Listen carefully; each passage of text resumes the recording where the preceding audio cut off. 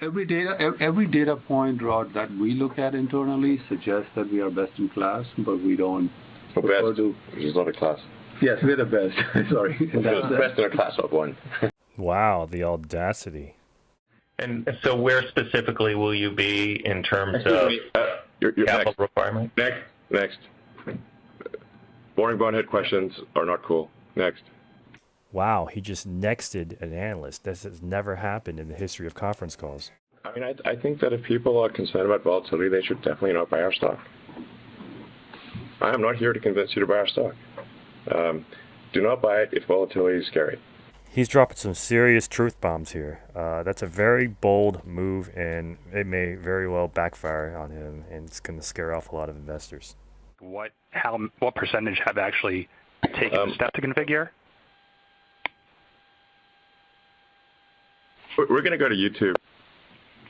Sorry. These questions are so dry. They're killing me. Thank you. Our next question is from Galileo Russell with Hyperchange. So what happened there wasn't just static or a loss of connection. Elon Musk purposefully did not answer the question and remained silent and basically nexted the analyst for a YouTube star. Here with us right now, Galileo Russell. He goes by Gally. He's a Tesla retail investor who crowdfunded his way onto the Tesla call, usually reserved exclusively for analysts and institutional investors. All right, you're the host of your own YouTube channel, correct? It's called Hyperchange TV.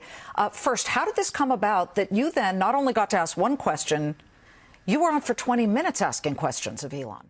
Good for this guy. You know, in my career in Wall Street, I've never seen or heard of an analyst who has entered a conference call without being an institutional investor, a research analyst, or an industry expert or consultant.